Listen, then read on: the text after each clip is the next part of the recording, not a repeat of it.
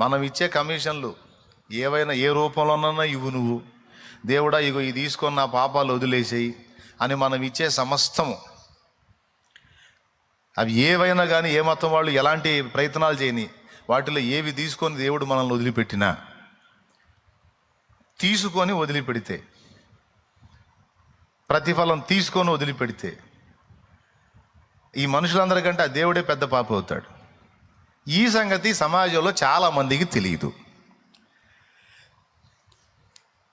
ఎవరో ఒక అధికారిని ఏదో లంచం ఇచ్చి కన్విన్స్ చేసినట్టు దేవుణ్ణి కూడా ఏదో ఒకటి ఇచ్చేసి లైన్ చేద్దాం అనే ఆ సైకాలజీలోనే ఉన్నారు, ఆ ఐడియాలజీలోనే ఉన్నారు. కానీ ఒరే ఇవన్నీ దేవుడు తీసుకోడరా, ఇవన్నీ చల్లవరా, ఇవన్నీ మన నాటకాలు రా నాయన.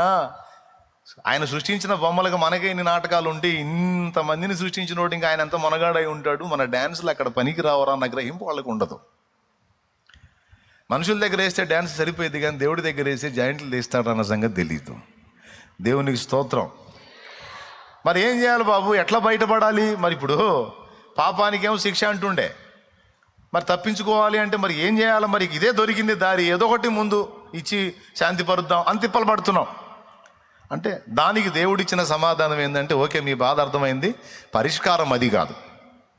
పరిష్కారం ఏంటంటే మీ పాపమునకు మీరన్నా శిక్ష పొందాలి, లేదా మీ స్థానములో మీ సంబంధిగా ఉన్నవాడు మరొకడన్నా శిక్ష పొందాలి. ఆ విధంగా తప్పించి ఇక ఏ విధంగా కూడా పాపానికి శిక్ష తప్ప ప్రాయశ్చిత్తము మీ పక్షంగా చేస్తే తప్ప మీరు పాపం నుంచి విడుదల పొందలేరు. ఎందుకంటే నేను న్యాయాధిపతిని. ఏదో మీరు ఇచ్చినవి తీసుకుని వదిలేశాను అనుకో, నేను తేడా అవుతాను. కాబట్టి అట్లా కుదరదు. అందుకని మీ పక్షమున మీ అందరినీ సృష్టించినటువంటి సృష్టికర్త నేనే, మీ తండ్రిని నేనే,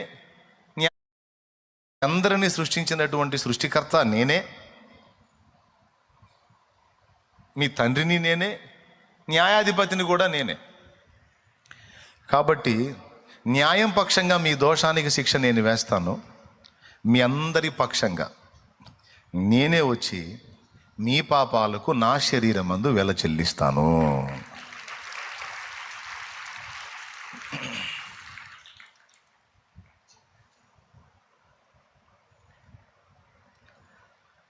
ఇది దేవుడు చూపించిన దారి.